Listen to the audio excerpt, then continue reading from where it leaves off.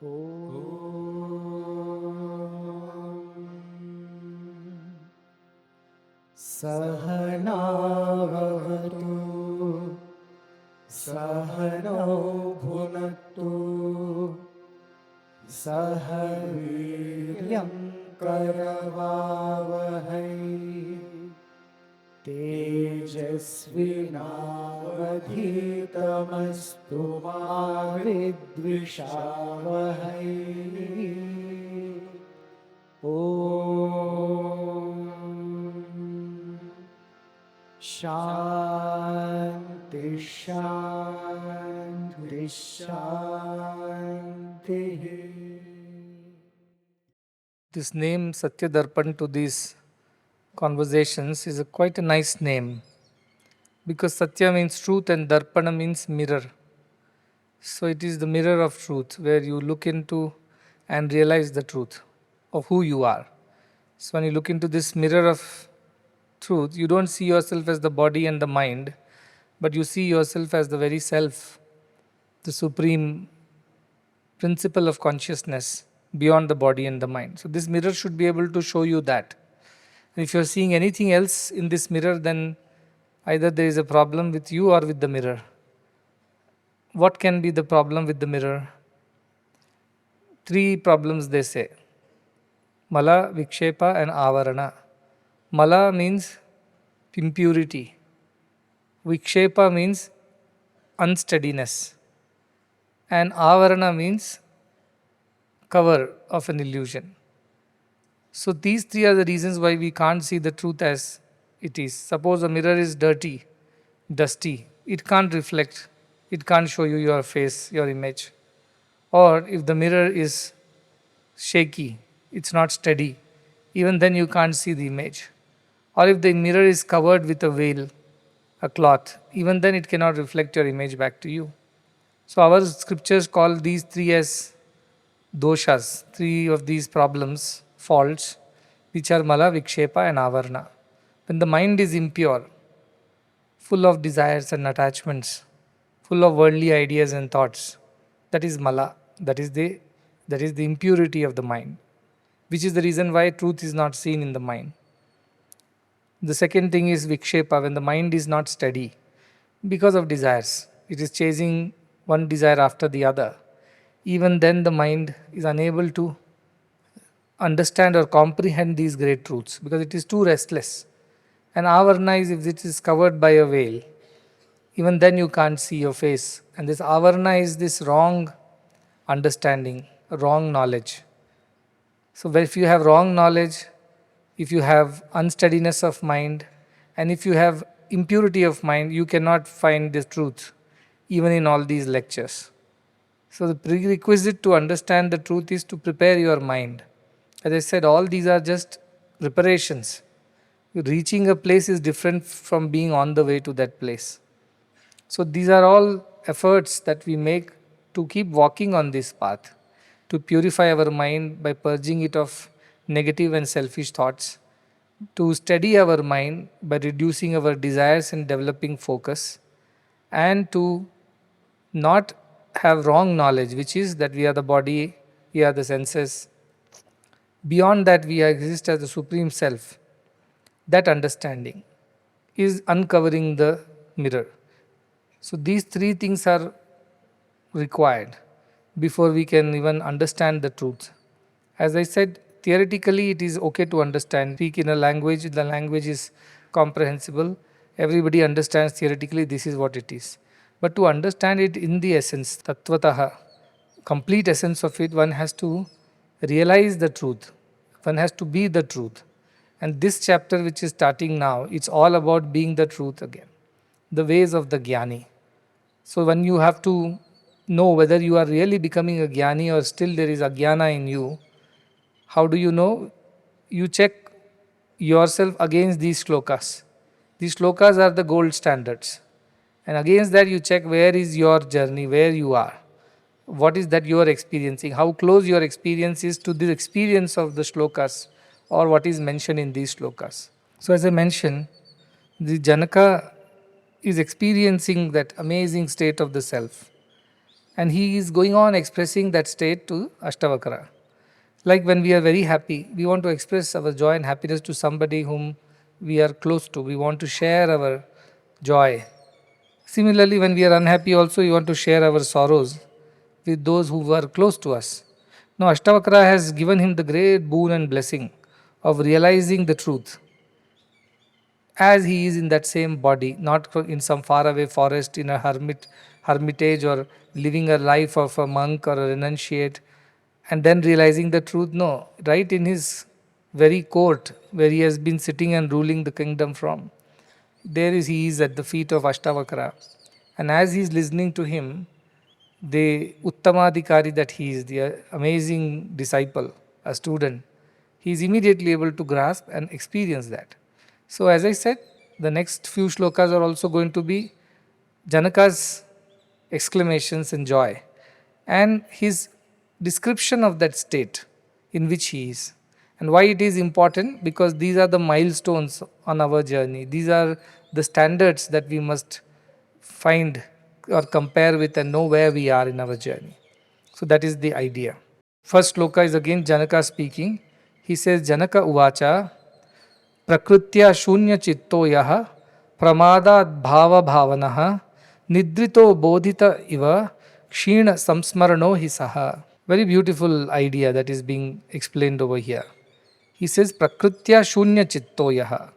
By nature he is śūnyacitta, means his mind is zero mind. There is no thoughts in his mind. It is empty mind. It exists. Mind exists.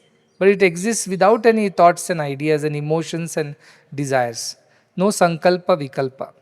Mind lives on these two things, sankalpa and vikalpa. Sankalpa is a thought, a desire, and vikalpa are the choices the mind keeps thinking of. Is this good? Is this not good? Is this better? Is that lesser? Continuously it keeps swinging between one idea and the other. The choices and the thought itself, the desire itself. So these are the reasons why mind is always unsteady. Just now I mentioned the mirror. If it's unsteady, it cannot fathom or it cannot reflect the image. Like that, the mind which has become śūnyacitta, he says, my mind has become a zero mind.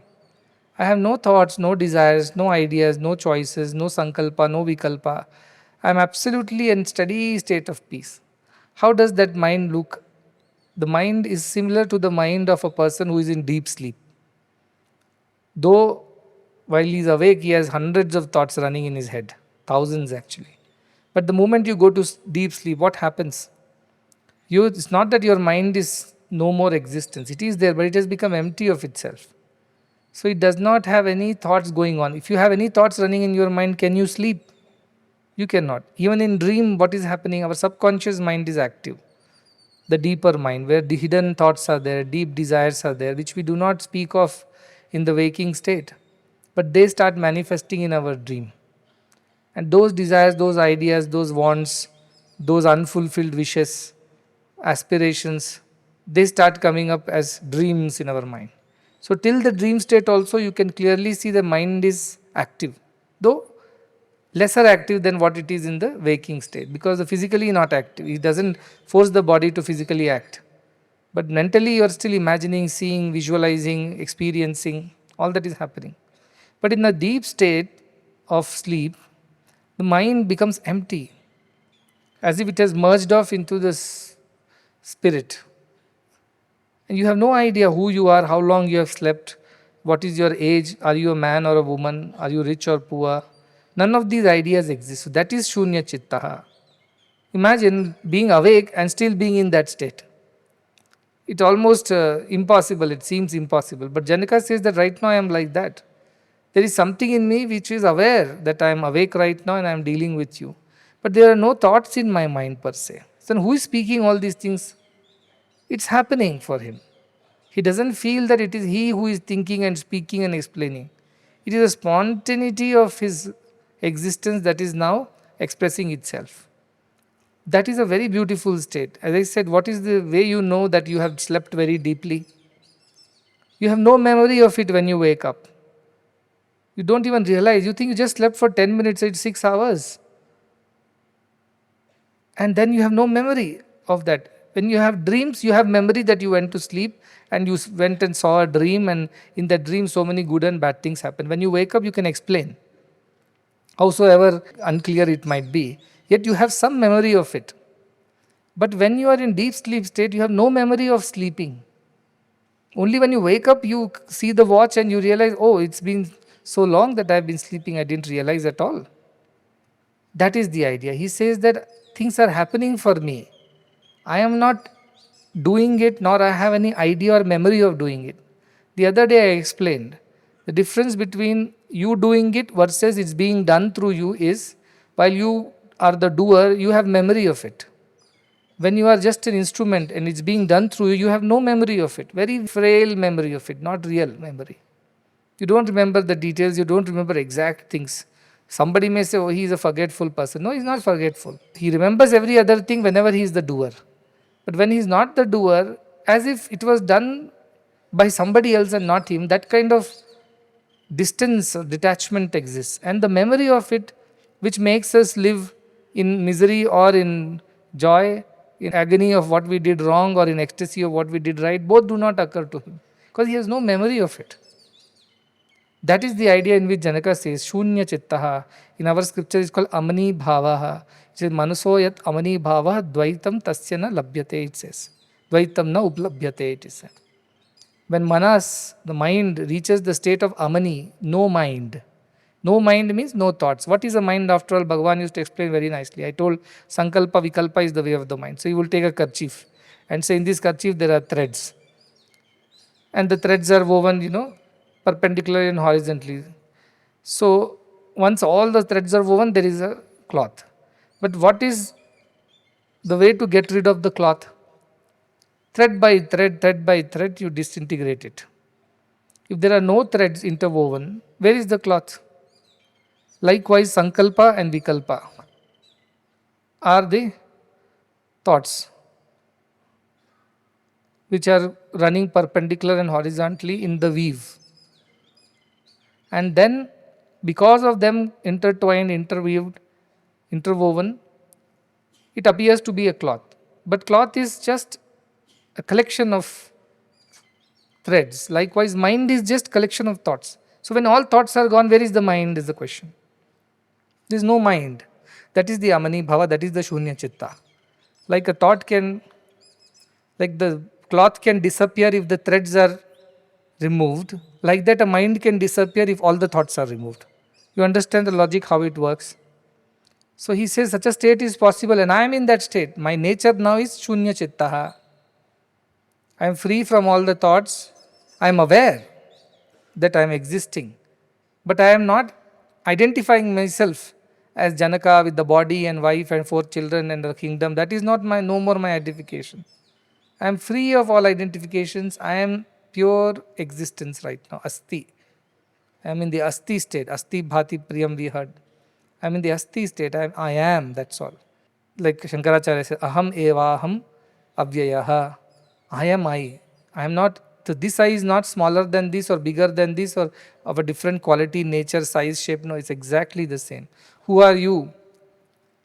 I am I. There is no other way to explain who I am. Existence is equal to existence. Asti is equal to Asti. It's a very deep thought.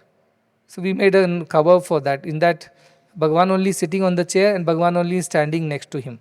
Like generally you take a picture of a couple or a pair, you'll see wife sitting on the chair, husband standing by the side stylishly. Like that, Bhagavan only standing next to himself. And the album's name was I Am I. It was a music album. So I learned the first concept of I Am I there. I asked, what does it mean? I am I. They say, I am I means there is no other explanation who you are. You are that. So that also is you and that. So there are two things. Your Jiva and Paramatma, you are trying to become Paramatma. There is a separation over there, howsoever subtle. But I am I has no separation. I is equal to I. That is the equation. So this is what was the idea, and that is what he's saying. I have become free of thoughts, sankalpa, vikalpa. I have become one with that my true self. And I know it, I feel it, I experience it. And how do you know it? By experience it. There is no other way to know it. I will say, how do you know you are alive? By being alive, you know you are alive. If you are not alive, how can you be knowing that you are alive? Likewise, by being that only you know that. There is no other way of our spirituality. Everything else that is known as other than that is not true. It is mind only. It is equal to itself. That is the idea. Whether you are man or woman does not matter. In that I, everything becomes one. That existence, that awareness, that supreme consciousness, whichever way you call it, the prajnana, that is our true nature. And the moment mind comes, it deviates from that true nature. So when somebody says, I want to realize God, please bless me. Ramana Maharshi said, who wants to realize God? I want to realize God. Who is that I which wants to realize God? Find that out. Who am I? Who am I? Because wanting to realize God means there are two things. I am so and I want to realize such and such thing. Something other than me is what I am aiming for. But our scripture says there is nothing other. The other is an illusion because of the mind. Mind that has thoughts, wrong identification and impurities like the mirror. So it does not give you real picture. It gives you some illusory picture of yourself. If you stand in front of a mirror which is covered with a cloth, howsoever thin, can you see your true reflection? No, you can imagine it to be somebody else. Or if there is dirt on the mirror, you can't see your reflection, you can only see patches and pieces. Can you ever understand who you are completely? Or if the mirror is continuously shaky, wobbly, you can't see your reflection. There's this magic mirror shows are there in many jatres. They put all kinds of convex, concave and mirrors which don't have good fidelity. You go there, you suddenly look very fat, stout, long, tall, short. That's for fun. So such kind of mirror will never give you the truth. A mind which is full of thoughts can never give you the true picture of who you are. That's why yato vacho nivartante aprapya manasasaha. Till mind exists, you cannot achieve it. Only on the disappearance of the mind, which is disappearance of the thoughts, like the disappearance of the cloth with the disappearance of the threads. When such a state occurs to you, then you really know you are you only, I am I only. Can we ever reach that state with no thoughts? Imagine 1 second you sit, one thought is running. Even when you are meditating, who is meditating? Ramana Maharshi will ask. Who is meditating? I am meditating. On what? On the self. Oh, you are different from the self then, isn't it?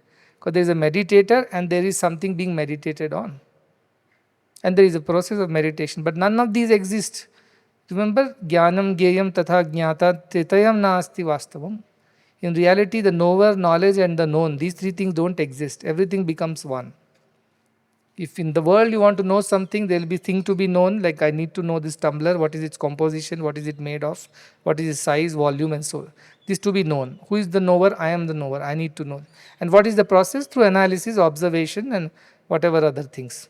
I apply a method. Three things happen for us to understand anything of the world. But to understand the self, none of these required. You just have to become that, only then you know the self. So how do you become that is the question. The only thing between you and yourself, the realization of that is mind. Mind, which is bundle of thoughts, has to be pure and free from all the thoughts. Actually, once no thoughts are there, where is the purity, impurity? Purity of thoughts or impurity of thoughts don't exist when there are no thoughts at all, right?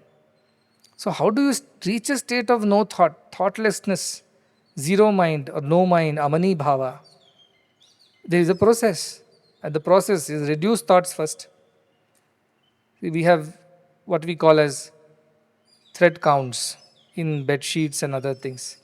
More thread counts means there are more threads very closely interwoven. The quality of cloth is good. There are no gaps, no holes, no spaces, but good quality within. And bad thread count means it is very loosely woven. There are gaps. You pull this way or that way, one hole will form inside the cloth. Cheap clothing comes like that. So when we go, we asked what is the thread count to know whether it is a good quality of weaving or bad quality weaving and things like that. Based on that, we decide to buy or not. Thread count is basically number of threads that are passing through a per inch of cloth or whichever way, or per square meter of cloth. So if you have lesser thread counts, it's faster, it's easier to disintegrate it off. If you have very closely woven, tightly knit cloth, then it's difficult to disintegrate it. So that is the idea. Lesser thoughts, faster you will be able to disintegrate the mind and reach the Amani Bhava. So keep minimal thoughts in your mind. Keep minimal. So many thoughts, unnecessary. What are the thoughts we carry in our head, you tell? Thoughts of the past, which are not necessary right now. But we are carrying it nevertheless. These are some of the threads that is adding to the total thread count. Then what are the thoughts? Present thoughts are there which are needed to run the show, do your work, do your part. Okay. Then unnecessary future thoughts are there of worries, anxieties, and uncertainties, fears. They are another set of thread counts. So which threads you can get rid of, you tell me easily. The future threads you can get rid of. What's the point in going and worrying about the future, which you have no idea what will happen tomorrow? Who knows what happens tomorrow? What are the thread counts of the past? Oh, I did this, I did that, went right, this went wrong. I'm guilty of that, I am happy about that. Get rid of those thread counts. Already your thread counts have come down. Your cloth has become loose. Easy to get rid of it. In present also, keep the thoughts only for that moment when you need to act. That is the first step. Reduce your ideas, desires, ambitions, wants. Slowly, your mind becomes lesser and lesser difficult to get rid of. Like somebody who has so many worries, anxieties, they don't sleep at all. They keep writing to me, Swamiji, I'm not getting sleep. I said, why? What happened? You don't have a bed, you don't have a room, what is the problem? He said, no, I sleep, I have a good bed, I have a very air conditioned room, everything is okay, but I'm not getting sleep. That is because you're thinking. What are you thinking? I don't want to think, but thoughts are coming to me. Where are they coming from? Oh my, 10 years back in one place this happened, they said such things to me, till date it is hurting. Then 10 years future, what will be my future, whether I'll retire in peace, whether I'll be sick, whether I'll be in hospital, whether my children will be nice to me. For all that, you're losing the sleep today. People are like that, they're right. So thoughts are the reason why we are not at peace. Simple example, if you don't get good sleep, it's because your mind is active. Continuously something is running in your head. That's why you're not sleeping. The moment all the thoughts disappear, what happens? Slowly, gradually you slip into that state of sleep, deep sleep. That is very, very important. Because if you don't get rid of your thoughts, you can't even sleep. Forget about realizing the self. So it is such an important activity to reduce and finally remove all the thoughts from your head. Then how do I function? Whatever inspiration comes from within, work on that. And you shall have no memory of it.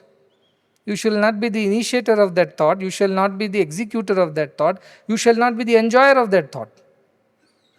It will come and go as if wind came from this window and went from the other window. For a moment it was there, but you can't capture it, hold it and cling on to it. That's not possible. Like that, allow it to freely flow. Let it pass. Don't hold on to anything. So how these Jñānis live, don't you? They have thought, they have thoughts, but not of their own. So where are the thoughts coming from? Divinely inspired. How long does the thought remain? As long as it is meant to be. What is the reaction of these people to the thought? Nothing. That is how Jñānis think. Means they don't think basically. It just happens to them. Does such a state come, exist, happens? As I said, the closest example in deep sleep. Your body is functioning, breathing is going on, heart is beating, digestion is happening. Everything is going on. You didn't do any of it. You didn't think about any of it. It happens. Something is running the show. So those who live like that, whose words are golden, whose thoughts are golden, because they are coming from the divine source, they have no memory of it, they have no attachment to it, nor any clinging on to it. Or why can't it happen once more? It won't. It's supposed to happen, it happens once, and that is how great things happen. All the greatness in the world is inspired by the divine only. Whether it's a piece of music, whether it's a poetry, whether it's a piece of art, or a scientific invention, or anything that has led to greater good has been always divinely inspired. They were not human creations. They were not created by human. That's serendipity, what we call. It just happens. So many examples are there like that. When I was a chemistry student, benzene, the structure of benzene, the scientist Kekulé, he came up with the structure. He saw a dream in which a snake was chasing and trying to bite its own tail. And he realized, okay, so benzene structure is cyclic and it is delocalized. All the electrons are delocalized. This is how he finally, and before that nobody knew there are cyclic compounds. They all thought compounds are all either chains or whatever. But then he discovered there are cyclic compounds, possibly aromatic compounds came into existence. He could explain their properties. But was it his when he take credit for it, he himself says, I had a dream in which I saw a snake biting its own tail, and then it occurred to me that this might be the reason why benzene behaves this way. So many things. Madame Curie, the other day listening about her from Sweden. What did she do? She chanced upon radium. One evening she went back to the laboratory because she had forgotten something and saw something glowing in the dark, and she discovered radium. And now radium had so many uses. So many people, Eureka, Archimedes' principle. He went into a bathtub and was started floating because of the volume of water. Then he discovered the principle of buoyancy. He jumped out of the bathtub and ran saying, Eureka, Eureka, I found it, I found it. So also the rishis who discovered these great truths in great deep contemplative state. They came out and said, this is what is the truth. And so many wonderful things that have happened in inspired poetry. You can't force it out of yourself. It happens only once. So if such a thing happens to you, you are very blessed that divine has spoken through you, thought through you, or worked through you. That's how masterpieces happen, not otherwise. So I keep reading even these Beethovens and these Mozart, the masterpieces. How did they even come across such a thing? Or take Indian musicians from Tyaga Brahma to this other great trinities. How did these compositions come? From thin air, how can you create a composition like that? And the first time I heard Yandaro Mahanubhavulu, I was very stunned.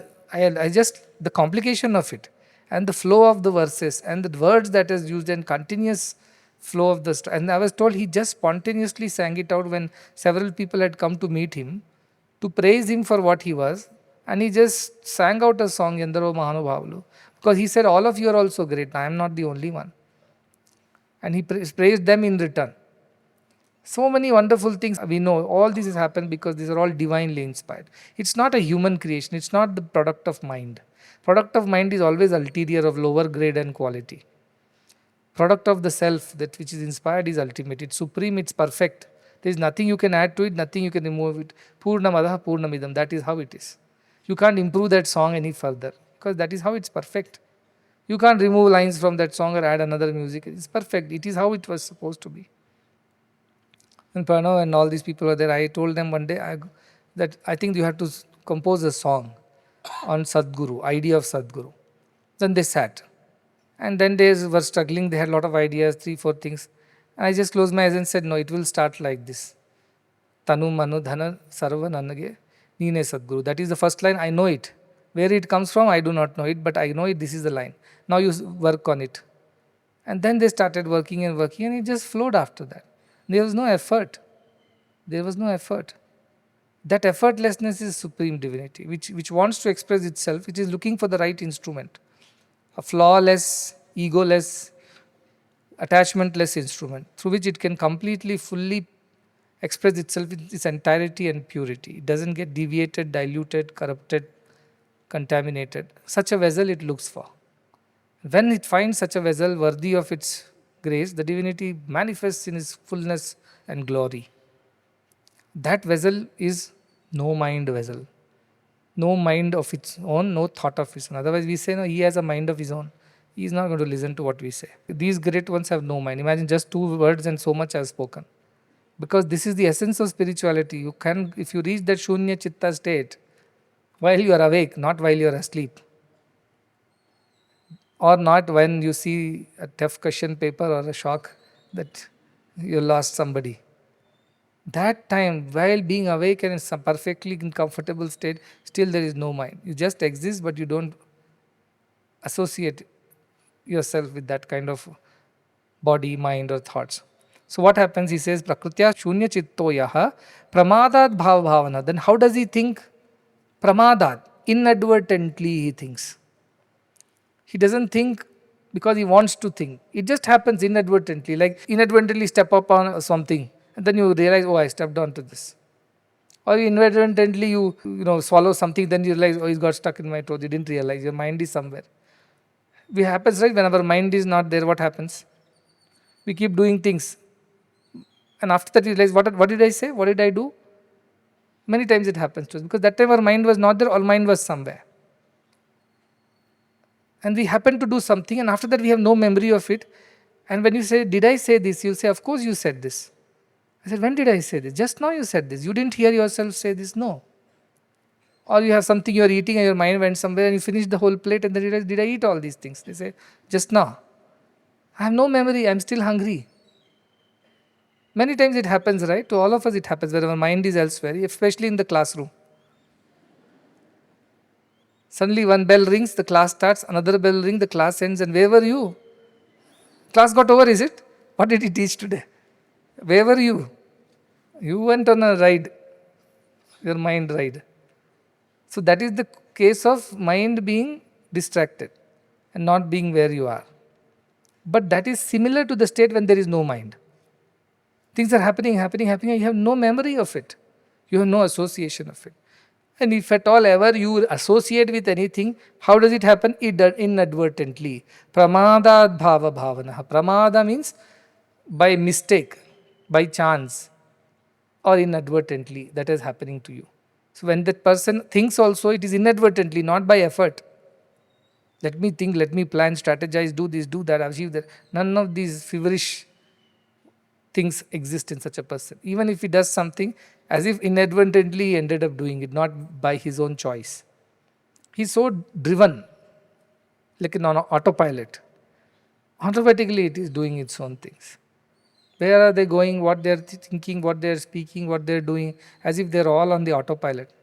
And they neither have a memory of it, nor they take credit for it, nor they cling on to the things, the thoughts. Such a state is possible, is what Janaka is saying.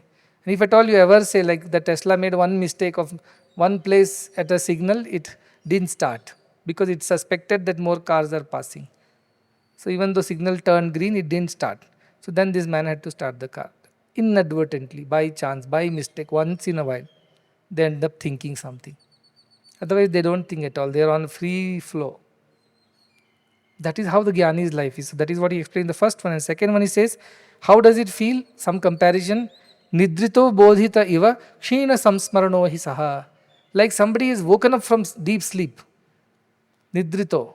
He is sleeping very deep. Suddenly he is woken up. Immediately he is at a loss of understanding where am I, what is the time, and things like that, isn't it?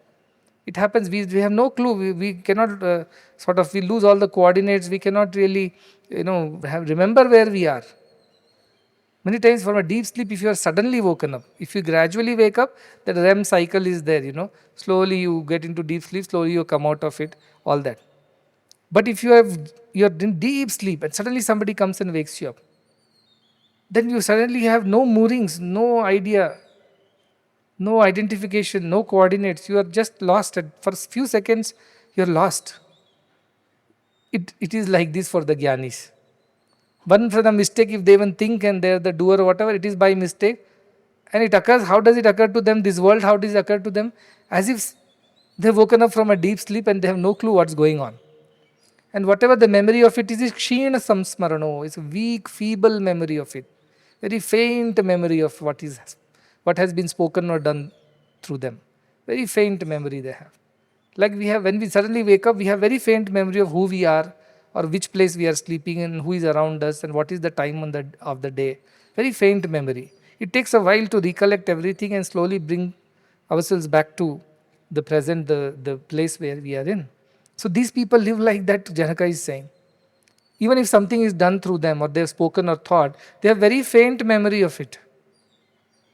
Like the person who has a very faint memory of the sleep when he is woken up suddenly.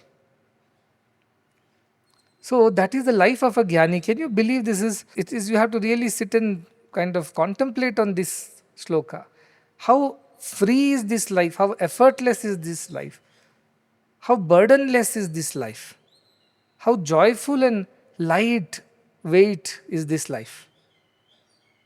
There's no sense of doership, enjoyership, no burden of carrying all the emotions, memories of the past and anxieties of the future or doing of the present. None of these exist.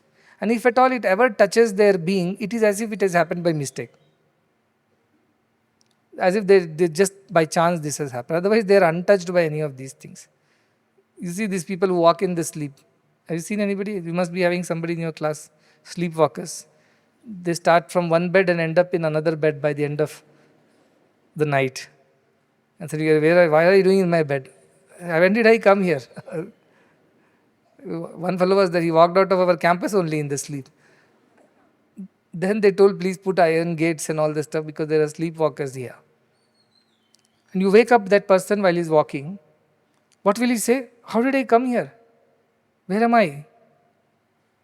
That kind of life they live, it seems. Mindless, not like a life which is forgetful and things. They are aware of things. Where are they? What is happening? Everything. But in awareness they live. But doership and attachment to it, did I do it at all? Did I sing this? Did I say this? That kind of life they live. What an amazing, amazing feeling it is. And I keep saying, initially when Bhagavan used to speak, I would have no memory of what has been spoken. I just know I went and I came. What happened in between, I had very, very limited memory. Limited memory inadvertently. If my mind interfered, then some memory. Otherwise, no memory of it. So that was the state. Because somebody else has taken over your entire being and doing what needs to be. You have no memory of it. And even now, when some of these talks I come for, I come with some preparation because these are shlokas. If I had to give a plain speech, I don't have to prepare. But shlokas are there. I need to know pronunciations, words, meanings, sandhis. So I have to read a little bit. But what I come and speak here is totally different from all that I've prepared and come. And I wonder where these thoughts came from, where these ideas came from. Then I know these are all coming from another source. It's not the mind that I am associated with. It is not that. It is coming from somewhere else. Many times people come, something I tell, they say, how do you know all these things? This happened 25 years ago in our life. I don't know, how do I know? It just happened that it came out of my mouth. As if you just, vomited, you couldn't control. You said a sentence or two. So it happens to Jñānis. They don't take credit for it. They don't say, yes, I am the one who, they don't take credit at all. They are just in a flow. And any memory of whatever has been done and said is very feeble. Because as I said, when you are instrumenting, you have no memory of things. When you are doing, you may remember it today, tomorrow, 10 years later, 15 years later, and regret about it or worry about it. All this is because of doership. So if you are carrying that load of memories of the past, good or bad both, remember all those was because of your doership only. If there was no doership, you will have no memory in your head. You are free, empty. Anytime there is a memory in the mind, it is because of doership. Even good memories. For example, I'll tell you nice stories about what happened in my school days, what happened with Bhagavan. These are memories, but they're all because that time I was involved with it. Doership was there.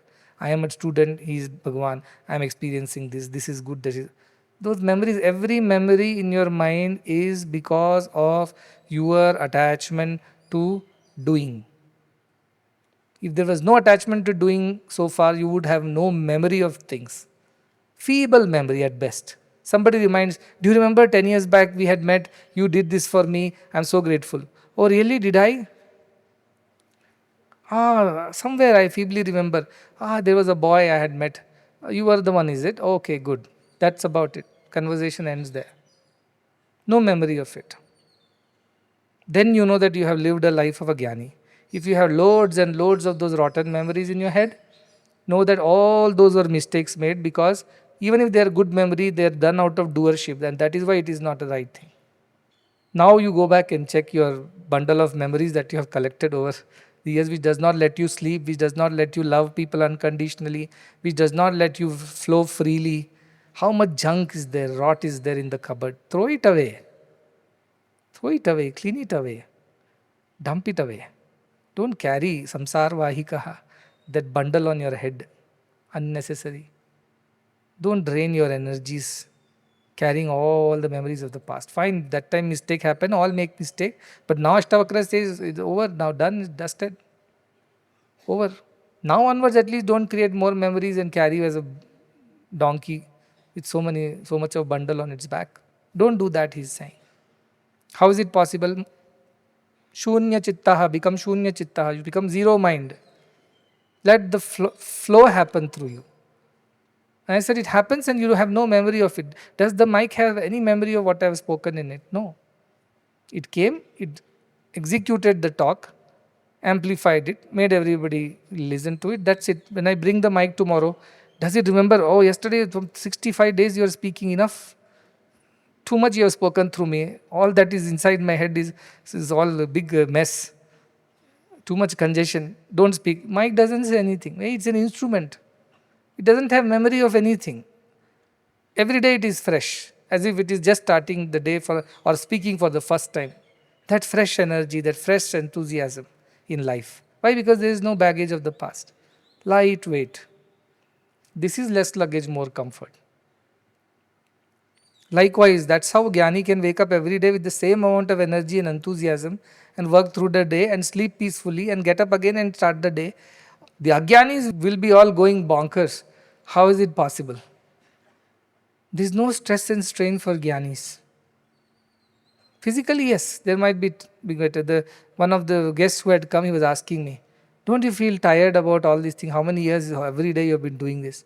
Looking at you, we are getting tired." I said, "I don't feel that doership, that's why I don't feel the tiredness. For momentarily, I will feel pramadat bhava bhavanaha. For that moment, if something is very deep and emotional, maybe for a few seconds, for a few minutes, a little shake happens, but you quickly stabilize yourself. When you're walking, if you don't watch a step, you miss a step, suddenly you wobble, but you immediately control yourself and again start walking steady." So that happens to Jnani also. He's saying that happens once in a while, like inadvertently it happens. But regularly, normally, generally, what is the way of life? Śūnyacitta. There are no thoughts, no memories. And if at all there is a memory, if somebody reminds them about something, they have a faint memory of it. Sheena means faint. Sansmarana means memory. Faint memory, as if somebody suddenly wakes up from the sleep and he has no memory of things. Like that they are. So such a beautiful life Janaka is now experiencing. And as I said, you have to be wishing for such a life. How can you wish for anything else after knowing that such a thing is possible? How can you ask for anything lesser than this is my question. Anything lesser than this is cheap. It is shortchanging yourself of an opportunity which is as glorious as this. How can you even come back and ask for anything smaller than this, you tell me, when you have this standing, the Kalpavriksha, to give away anything that you ask for. And you go and ask for coffee podi, how unfortunate that would be. Ashtavakra is telling, he is setting new standards for even if you have to beg from God, what should you beg? Beg the right thing. At least he is teaching us that. Because we will not stop begging, I know. But at least beg for the right thing, he is saying. What is this begging for samsara and samsaric things? It will come and go. It is a part of life. Whether you want or you don't want, it will happen. Forget about that. Ask for something that is so amazing as this. You live a life with such freedom, such joy, such effortlessness, such divinity, such purity, and such expression of divinity through you. What more do you want in life? No, my wife should be healthy, my children should study well. All that will happen, leave it aside. You first ask for this. Develop this effortlessness, then whether wife is healthy or children are studying, not studying, by their karma, they will go through what they have to go through. You will not be affected by it. How long you want to control others' destinies? Not possible. It's like controlling the wind. How can it be possible? Let it come and go. Don't insist, it will stay. It's not true. So all I'm saying is that this wrong understanding has to go away. There was one fellow who did not know much about internet. So one day he said that I'm planning to download the internet on my computer. Download the internet, everything that internet has. He doesn't know what internet is like, Can you ever download the whole internet on your system? Not possible, right? Like that. Can you control this world and what goes on in the world? No. Then why ask all these things from God? Let it be. My child doesn't listen to me. Okay, fine. My uncle is cheating my father's business. Okay. My father is like that. Mother. All that will go on and on. But that is part of your karma. You'll go through it. Tan tidikshasva bharata. Bear it, endure it is what Krishna says. Krishna doesn't say, okay, come to me, I will remedy it and everything. No, he says, I will give you the strength to bear it and go through it and not complain about it. And live effortlessly like this. When Nisargadatta Maharaj was said, oh, you got cancer, he said, what do you mean? I am the cancer. I am not different from cancer. Cancer is also me. And health also is me. Sickness is also me. There is the question of asking one and rejecting the other. That is the life of these Jñānis, how lofty these ideas are. One shloka I had picked up from Bhagavad Gita, next page 2.69, which substantiates this paradox of living or thinking yet not thinking, of doing yet not remembering. How does it happen? The shloka is very symbolic. It says, Ya nisha sarva bhutanam tasyam jagrati samyami yasyam jagrati bhutani sa nisha pashyato munehe. It says how the Jnani lives. He says, Ya nisha sarva bhutanam. What is night for all the beings, that is the time when this fellow is awake. It means when all are asleep, this fellow Jnani is awake. Sanyami means the one who has control over self is awake. And Yasyam Jagrati Bhutani, and the time when all of them are awake, in that time he looks at it as night. Means he sees darkness, or he goes to sleep, in a way you put. So what he says, when everybody is asleep, this man is awake. When everybody is awake, this man is asleep. Not asleep, but what is day for others is night for him. What is day for him is night for others.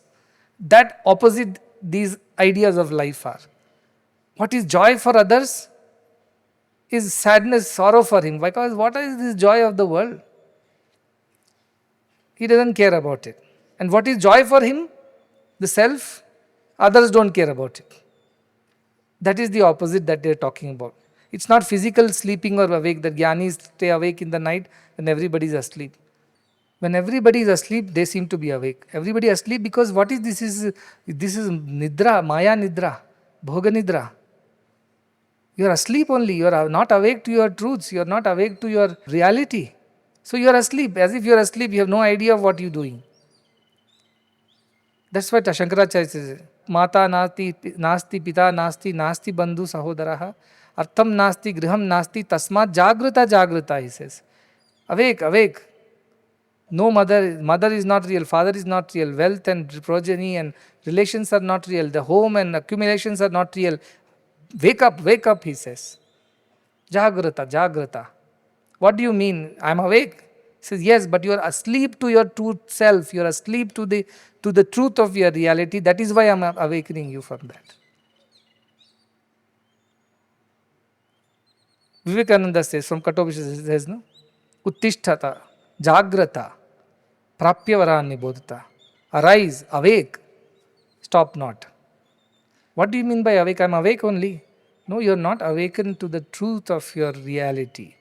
You are asleep to your truth that you are the divine self and you think you are the body, mind and all the samsara with it. That is why you are asleep only. Because the person who is asleep, he is unaware of things. He is unaware of his surroundings. He is unaware of what is going on around you. Like that you are going into this Jadya Nidra. This is Bhoga Nidra. This is the Nidra, Ajnana Nidra that you are in. You are sleeping in ignorance. That is why it is like night for you and day for me. What is night for me? Which I am not aware of, I do not want to be aware of, I do not want to be engaged in, is the world. But you become awake. You want to enjoy the world, you want to enjoy everything. So as if you are awake and I have gone to sleep. You are awake to the desires of the world, I am asleep to the desires of the world. I am awake to the truth of myself, you are asleep to the truth of yourself. That is the meaning of this shloka. How Jnani looks at the world. An Ajnani so active, so happy, so engaged, so thrilled, so excited, also same time so depressed, so anxious, so frustrated, so upset. That is their way of looking at the world. Jnani is free from all these things. That is why there is a God madness and the world madness. One who is mad for God appears to be strange for the person who is mad for the world. Both look at each other with great surprise. How can such people exist in this world? Jnani looks at these Ajnanis, maybe wealthy, richer, billionaires, whatever they are, and looks at them. What is this you are doing? What are you running behind these things? And the Ajnani looks at the Jnani who has no clothes, no house, no wealth, no accumulation, no relations, no position. He says, what is this you are doing in this world? Go get a degree, earn some money, make a house, get a wife, have children, get some promotions, accumulate retirement wealth, retire in peace. All kinds of things we tell, right? Both are two opposites, like day and night. This is the idea of the shloka. So, such wonderful ideas. Wonderful means, wonderful is not a word. It is not sufficient to describe the beauty and the depth and intensity of these ideas. There is no word to measure the value of these ideas. Even if it is an idea, let us say, somebody says, oh, this is all theory, it doesn't exist. Even then, even to think like this is so amazing, isn't it? How many mathematicians are there, theoretical mathematics? Something and all they keep thinking, which has no relevance, at least you can't put it in any practical terms. But their imagination goes wild. And they come out with great theorems and ideas. Once I was arguing with Hanumant, he was a mathematician, and I was like on the opposite end of maths. I never like, especially this theoretical mathematics. That's why abstract mathematics, I never liked it. For me, if practical 2 plus 2, you can see 2 and 2 has become 4, I'm happy. No, don't put limits on that, tends to infinity and then keep imagining where the values will go. How do I imagine? I don't. But he is very interested. He can go on imagining in some world he lives. All these mathematicians like this. They keep on calculating something and then they come up with great theories and which may not have immediate any practical, and you can't even put it in practical terms actually. It is just a theoretical imagination. So I used to say, then he was trying to explain to me that what a mysterious and wonderful and absolutely charming world of mathematics exists out there which you are unaware of. What is day for him is night for me. What is day for me is night for him. I'm anti-mathematics, especially these abstract ones. So I used to tell, I don't understand what these mathematicians are to go on and on and on, write pages and pages and pages of some deductions which have no relevance whatsoever, no application whatsoever. But they take such joy in going on living in that abstract world of mathematics. How does it happen? I asked him. He was explaining, it is very exciting. That intellectual stimulation you get out of it, the possibilities that you can imagine beyond the ordinary. It's such a thrill, he said. So people exist of opposite kinds. For somebody, something gives joy, something else gives joy. But these kind of people do exist. This is what the scriptures are telling. So I am saying spirituality, the idea of our spirituality, you are that self which pervades everything. There is nothing other than you and you are totally changeless, unmodified. Sorrow or joy cannot touch you. You are beyond every of these things. The idea itself is so lofty, like the idea of abstract mathematics. Even if you are not able to experience it right now, the very thought of it is so redeeming and so motivating, so inspiring. That is why I love the scriptures. It is like the abstract mathematics of the mathematicians. The abstract ideas of our spirituality, it is not abstract, it is practical. But since we don't understand, we can't experience, we call it abstract. Even then, these ideas are so lofty and amazing. How can I ever define it in words how beautiful and wonderful these are? It motivates you to live a higher life, to rise above these ordinary, the carnal and the petty, to into the realms of that freedom and effortlessness and a joyful living. Who does not want to live like this? Somebody says, I don't want this life. I don't know what to, I think I have to invent a new word for such a person. Because fool, stupid, ignorant, idiot, all this is insufficient. I put all that multiplied 10 to the power a million times. Probably then I will come to some value of a person who rejects and says, I don't want these things. That is how I look at those who don't like spirituality. Of course, those who, they also look at me the same way, I'm sure. Many of them will come, what is this man? Could have done something better. So this is how it is. The next shloka is 173, page 14.2. He says, once you live that kind of life, what happens?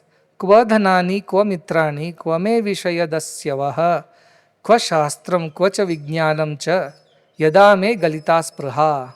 He says, for such a person who has realized the self, who is living in self, abiding in that supreme state of freedom, what is money for such a person? Kva dhanani.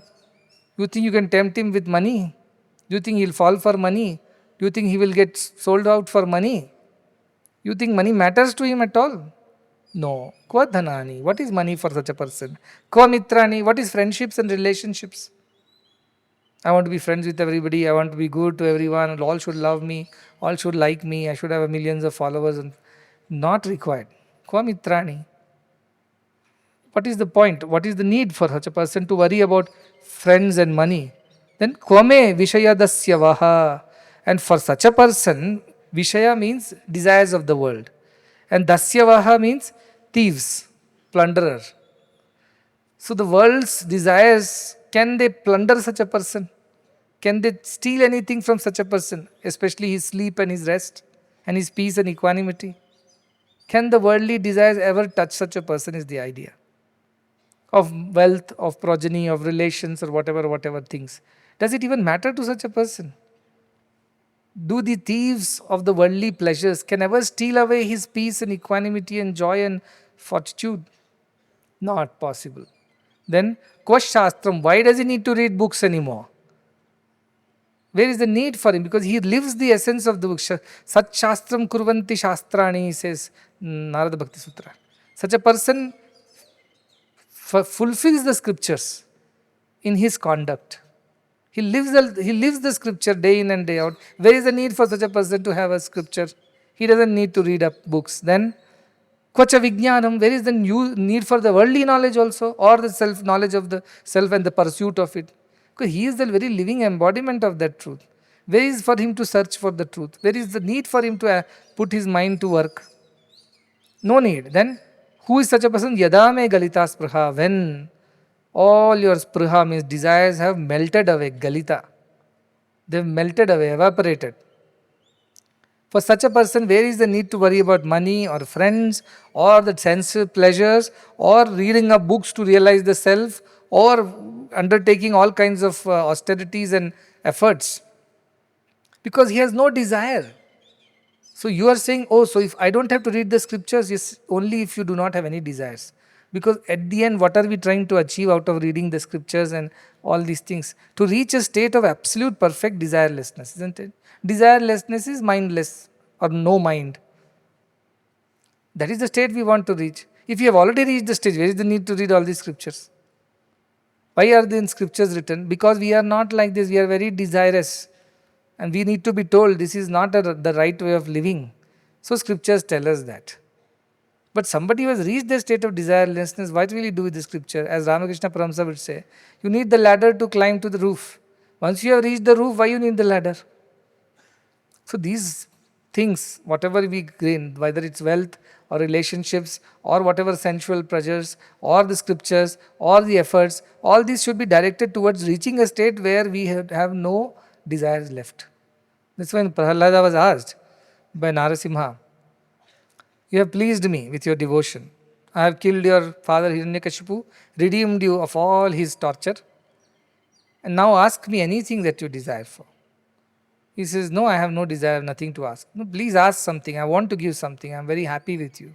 I don't want anything from you. I have everything. You have everything. No, for my sake, I insist. Please ask something. And then Prahalada, the little boy, says, bless me. If you insist that I must ask you for something today, then bless me that I should never ask you for anything. That is the ask of Prahalada. And the fools, what they do, if they ask, what do you want, ask from me. Can I ask 3 things, not 1? The first thing is make me wealthy. Second thing, make me healthy. Third, give me a boon that I can ask 2 or 3 more things next time. Endless desires. Once it seems somebody came and asked one man, like this one person who had done a lot of sadhanas, appeared and told, God appeared and told, ask for anything. He said, I want to ask only one boon I will allow you. Ask only once, and once in a lifetime you are getting this opportunity to think properly and ask. Don't waste this opportunity. He says, yes, I have thought through. What is the... I want to eat in gold plates with my great grandchildren sitting in a golden palace. That is my ask. It means I should live for like 2000 years or something and eat in gold plates. Me should become so very wealthy, and I should be healthy to eat the food also, right? If you are sick, how can you eat? That is my ask. I should eat my food in gold plates with my great grandchildren. That is his ask. So we are like that. By mistake, God comes and says, ask what you want. We'll give a list. That's why God never appears to us and tells ask. Because he knows it's unnecessary trouble. But Prahalada says, if you insist that I must ask, then let this be, that I should never ask you for anything. Let me be satisfied, contented in whatever I have, because everything is your blessings. Good is your blessing, bad also is your blessing. Happy is your blessing, sad is also. I am okay with everything. Just let me not ever come to a state where I beg and ask in front of you for anything. Because you are always there. When his life was being threatened, did he ask anything? No. Simply chanted Narayana, Narayana. That's it. Hari, Hari. Even his father told, I'll kill you, tortured him, tried everything. He didn't bother. He didn't pray, oh Bhagavan, please save me from these tortures, Father. Please redeem me from this person's troubles. Never he asked. He just, Hari, Hari, that's it. So that is the way of the Jñānis. That's why I say of the 4 children, Prahalada is the Jñāni. Arti is Markandeya.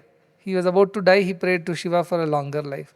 Artharti is Dhruva, who wanted the kingdom of his father after his father's demise, so wants to sit on his lap. Then Jignasu is Nachiketa, who wants continuously to know what is the truth of life and death. Prahalad is the Jnani. I know you are everything, you are the self, you are everything. I have nothing to ask you. And if you insist also, if at all I have to ask, I'll ask that I should not ask anything. Bless me with that kind of bhakti. So these Jnanis are Kvadhanani, Kvamitrani, what you will fool them with? It seems once Kabir Das ji was there. Somebody told that he is a very detached person. He doesn't care about wealth, name, progeny. So the local king or a merchant came and told him, I'm so pleased by your whatever amazing wisdom. I want to give some gift to you. Now rich people will think of what? Give some rich gift, expensive gift to show how much they care and how much they respect you. That is the only, because everything they calculate in money terms. Respect also money. More respect means gold coin they will offer. Less respect means silver coin. Okay respect, copper coin. That is how in everything the money-minded fellows will think money only. So that man gave him a very expensive diamond to Kabir Das. Kabir Das was a weaver. He had a little hut in which he used to live and weave clothes and sell that and he earn out of it. So he gave the diamond and then wanted to know whether the Kabir Das, what he will do with it. Will he go to the market, sell the diamond, make money, build a house, buy a car? Typical of this money-minded fellows. They think everybody thinks like that. So he gave that and Kabir Das went on. So after some time he sent somebody to know what did Kabir Das do with that diamond. Did he sell it, make money, start one manufacturing unit of a new cloth mill and started exporting it to other countries? What is he doing with that diamond? Because he would have done that if somebody had given him. So he imagines everybody does that only.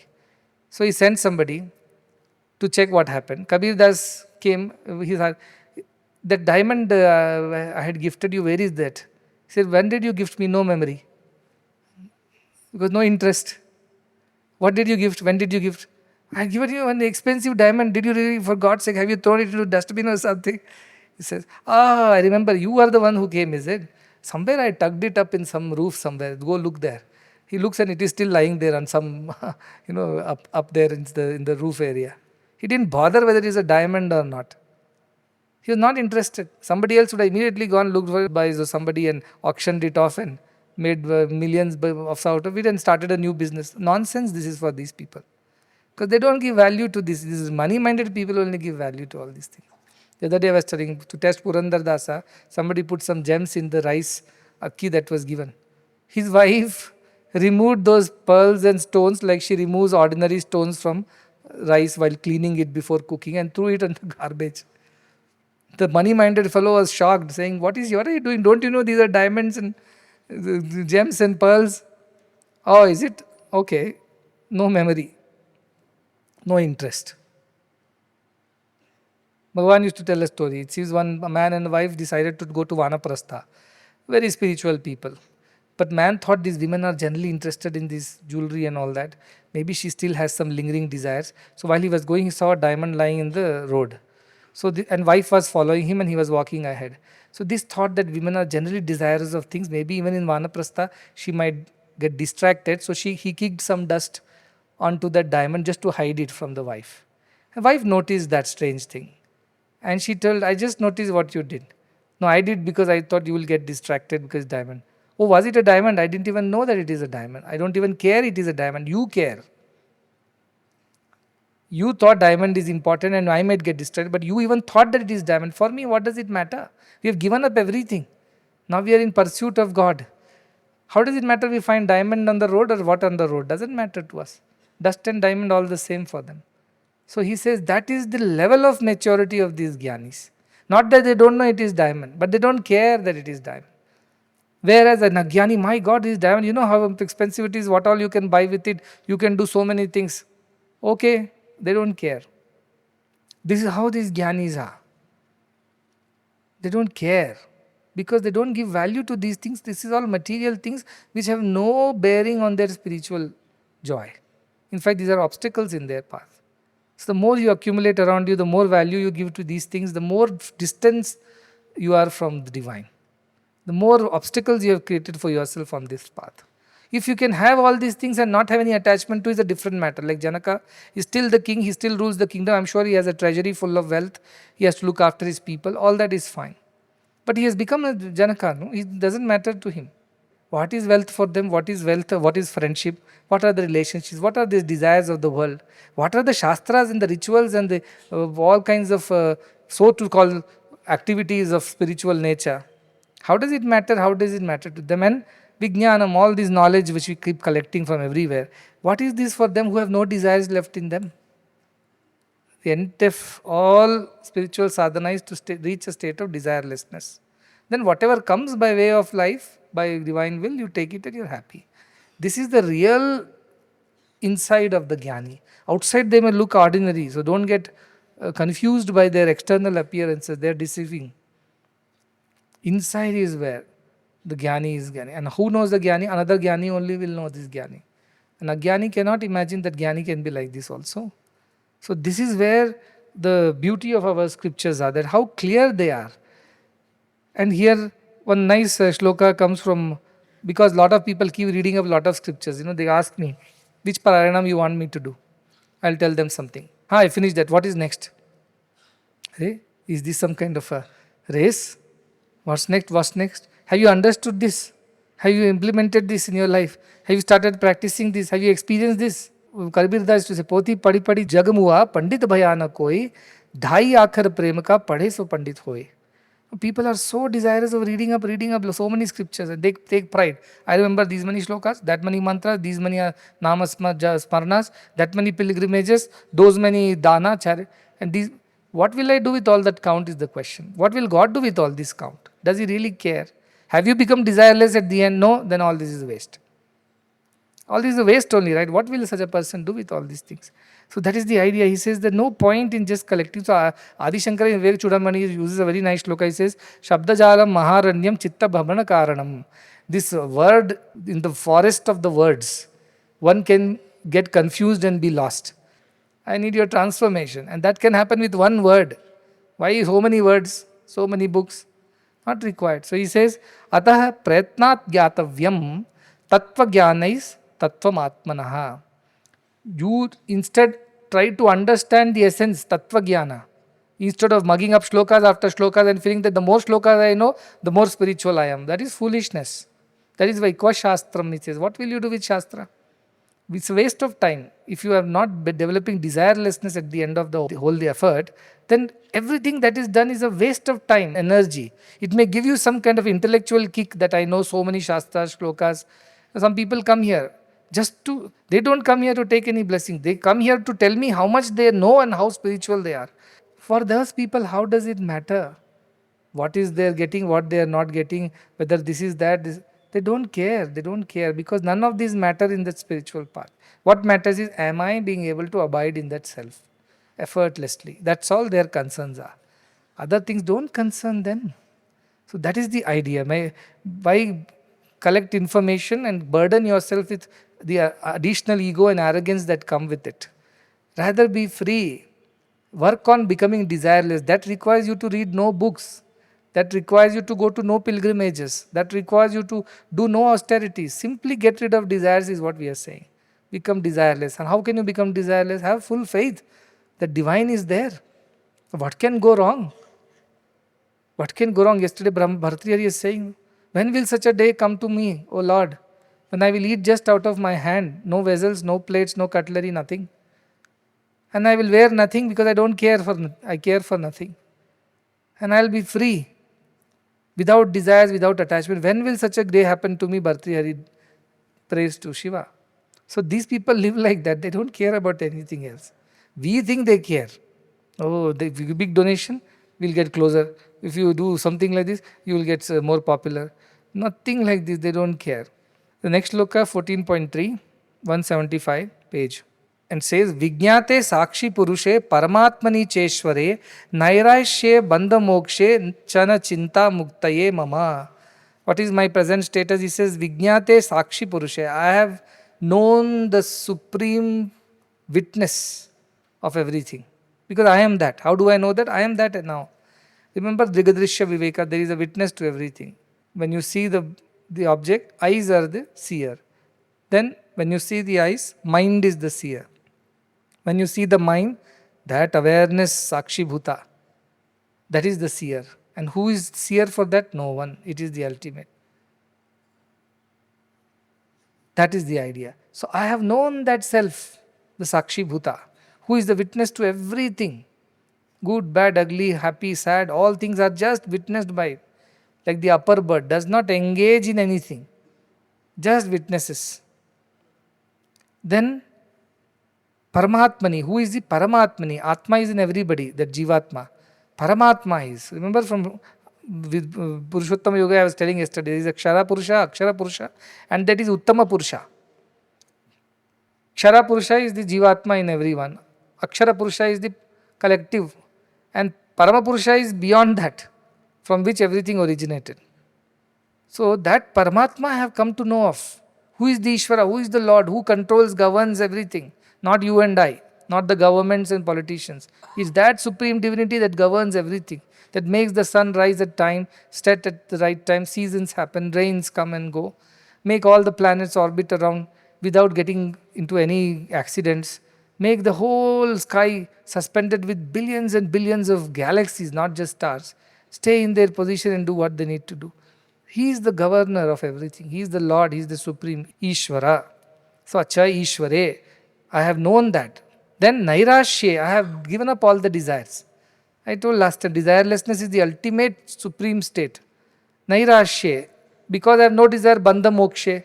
I have also gotten rid of bondage or liberation. Only when you are bound can you be liberated. Now I have realized I was never bound, like that washerman's donkey, who was never bound, but he thought he is bound, and so he was not moving unless the washerman acted like removing the noose from his neck. Then only he started moving. Like that, I was never bound, so I was never going to be free.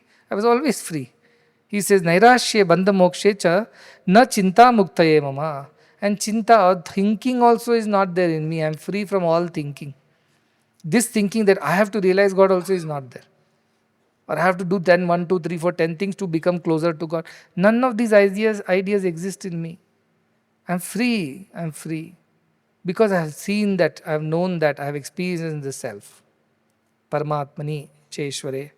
This is the idea Janaka is in right now. That is the state that Janaka is in. And he so clearly, so very eloquently explaining this. Not for Ashtavakra's sake, our sake. These slokas are meant for us. And as I say, it's not that Ashtavakra and Janaka spoke all the 20 chapters of Ashtavakra Gita. It is a poetry.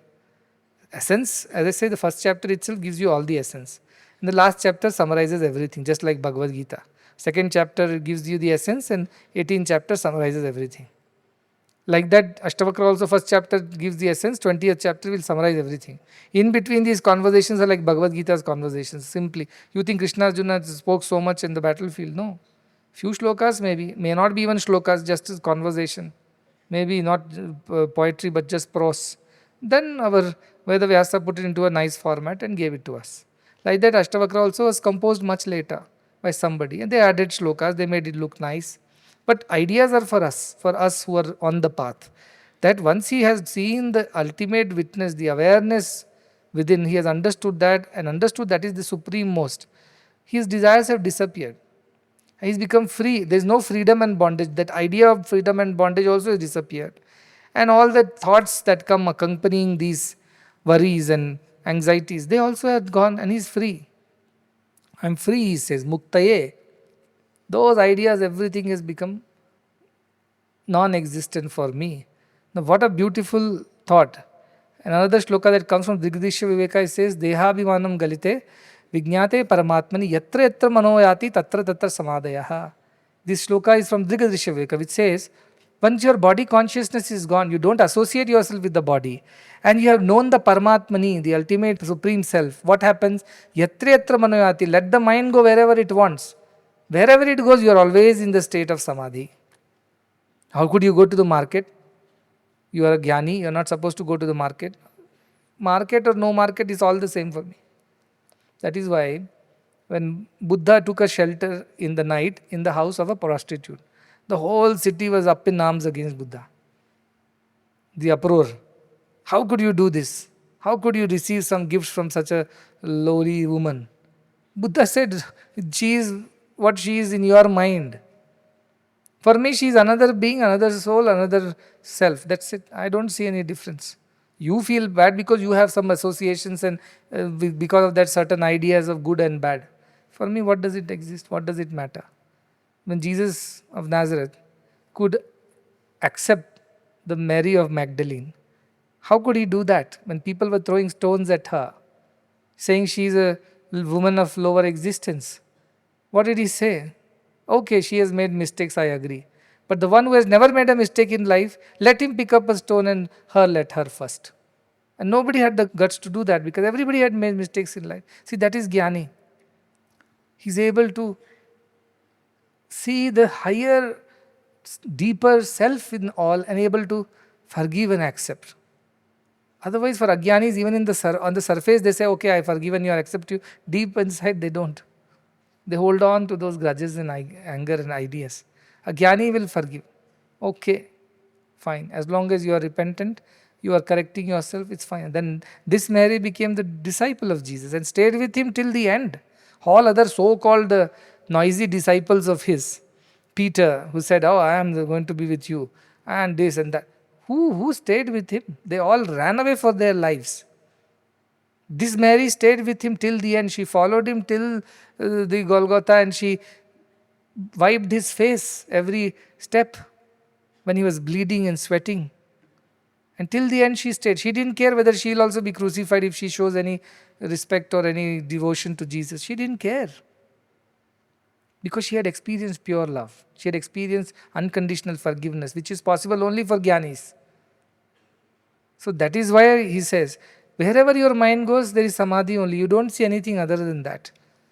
At some point in time, Swami Vivekananda, who started his Parivrajika life soon after the demise of Ramakrishna Paramsa. Parivrajika means he has to keep moving. More than a night, he cannot stay in one place.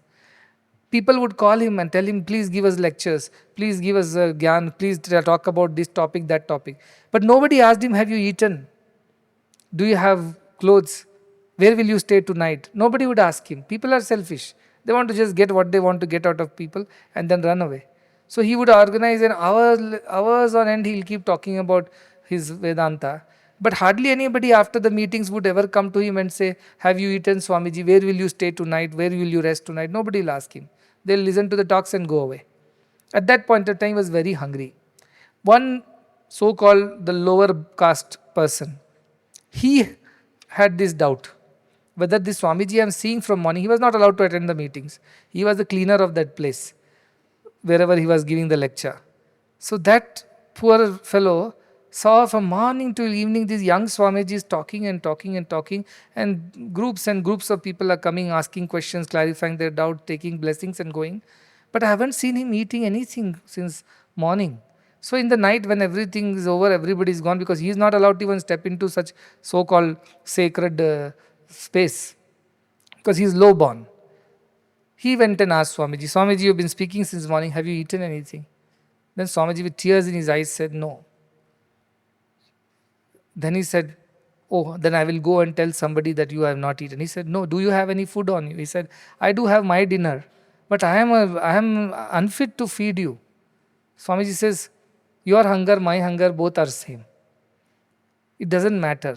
At least you had the heart, better than those so-called wise ones who are sitting till now. And you asked me whether you have eaten. So I am ready to eat from your plate. He said, Swamiji, you will eat. You are Jnāni. You will have no problem. But these people, if they see that I have fed you, they are going to kill me. Then Swamiji says, what knowledge is that? Which does not even care for another person's hunger. What devotion and what wisdom is that? You cared, you are the wisest. I'll eat, come give. And he eats from his plate. That's beautifully captured in the movie again, that Swami Vivekananda movie. The idea is that for them there is no problem. Eating in people's house or touching others and this untouchability, all these things that is a part of all the societal, what you call injustice and inequality. For a Jnāni, where it is exist, doesn't matter. Why? Because everybody is one and the same for Jnāni. That is the idea he's saying. The next shloka is my super favorite. It's on 14.4. 10 shlokas I have to pick up from Ashtavakra. This would be one of them. And this says, Antarvikalpa shunyasya bahi swachanda charinaha bhrantasyeva dashastas tas tadrisha eva janate. Which means, Antarvikalpa shunyasya, inside of him is free of all thoughts. Absolutely peaceful, thoughtless state. No mind state. Bahi swachanda charina, and the outside, freely he is roaming about doing what he has got to do. But inside there are no thoughts. Outside he is super active, doing what needs to be done. Swachanda, as per his wish, not under compulsion of some desire or force of some societal obligations. Under no pressure, no compulsion. He is acting, he is working freely. Swachanda. But inside there are no thoughts. Absolutely zero thought, peaceful. And looks like how Bhranta. Bhranta means like a madcap, like a lunatic, like a lost person. Because his behavior is like that. Bhrantasya eva dasha. And his situation of a person who is inside zero thought, outside happily doing what he has got to do, doesn't listen to anybody, doesn't conform to any structures, doesn't oblige any of these societal pressures, does what he has got to do. There is no rule books for him. Such a person appears to be a bhranta, a mad person, and his situation, dasha, tah, who knows, tadrisha eva janate. The one who is like him alone understands who is this person. The ordinary cannot comprehend this behavior, this person. They will think, what's this, what's wrong? Only another person who is also him, who is like him, can understand what this person is all about. Like Vivekananda said, only another Vivekananda can know what this Vivekananda is. Nobody else can comprehend me. Because any tool they apply to comprehend me, it won't be sufficient. Only by becoming another Vivekananda, you would know what this Vivekananda is like. That is why Bhagavan told me, if you want to know me, become me. And he clarified, who am I? I am pure, selfless love. If you can become pure, selfless love, you will become me. Only then you will understand my heart. From the outside, you have an imagination of what Sai Baba is. But from the inside, what he is, you will know only when you become him. What a golden thought. So this shloka says, these people seem very peculiar. They seem very strange. Even at the risk of being called mad fellows or lunatics. Because they don't care. They don't care about what the society thinks of their behavior, how they interpret it, what will they talk behind their backs or say it on their face. None of this bothers them. Swachanda charina, they're free. But inside they are absolutely peaceful, zero thoughts. They are just driven by the divine will.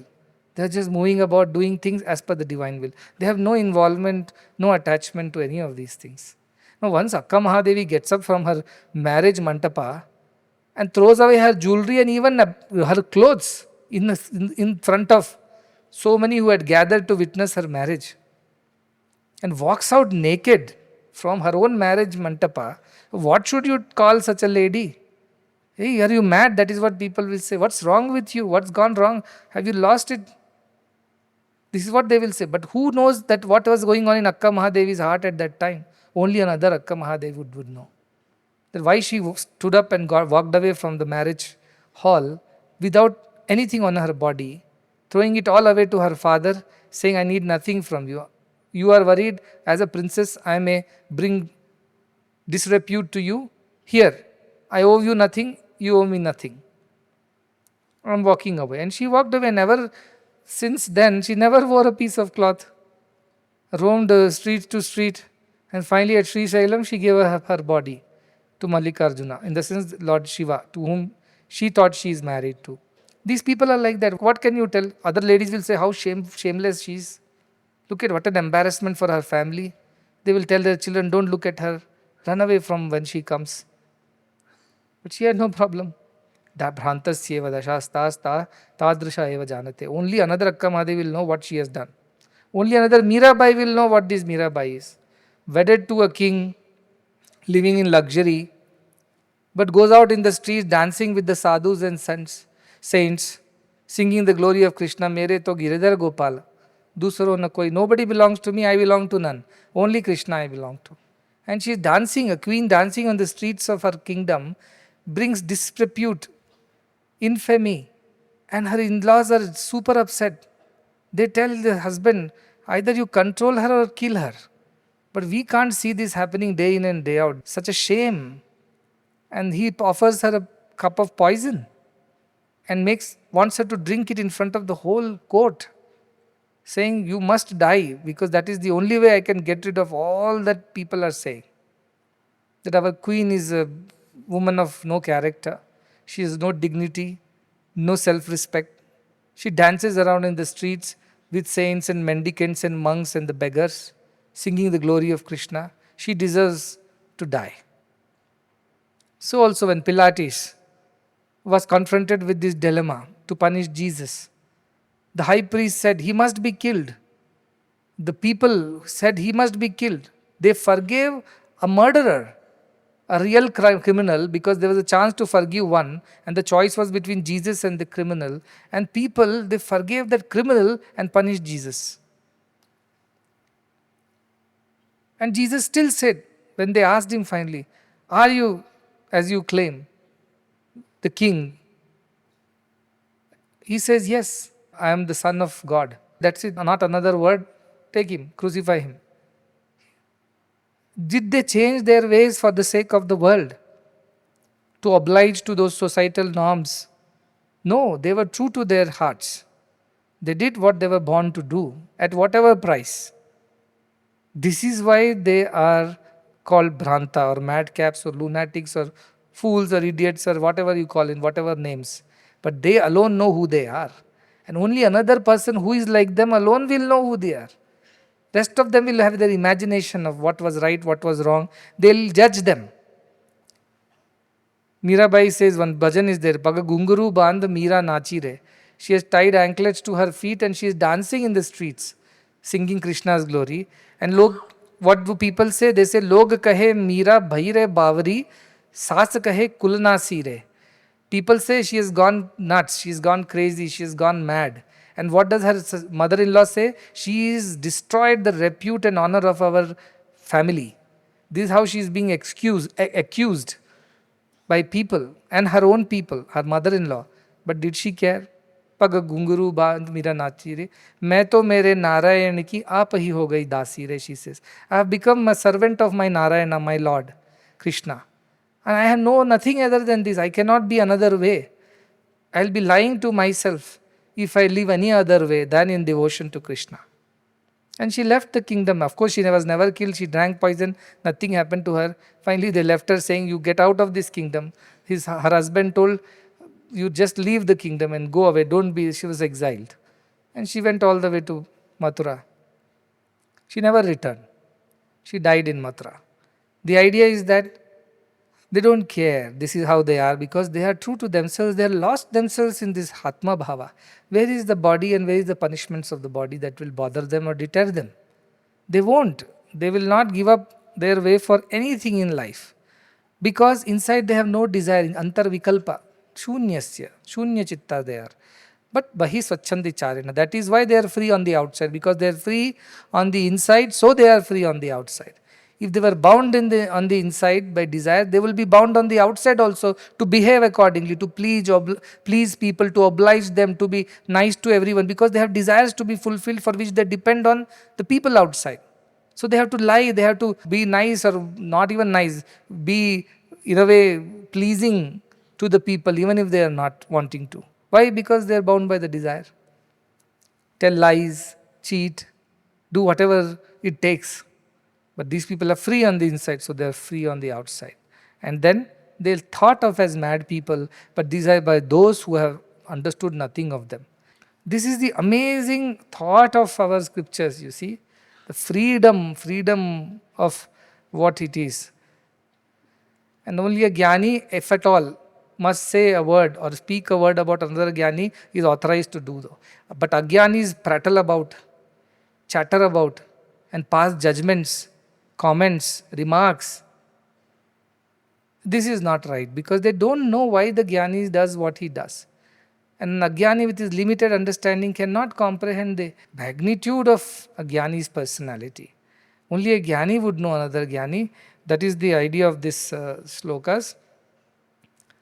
I'll sing a line of that song because somebody told me you're not singing. So he says, हे रोम रोम में बसने वाले राम, जगत के स्वामी तुम अंतरयामी, मैं तुमसे क्या मांगूं, मैं तुझसे क्या मांगूं, हे रोम रोम में बसने वाले राम.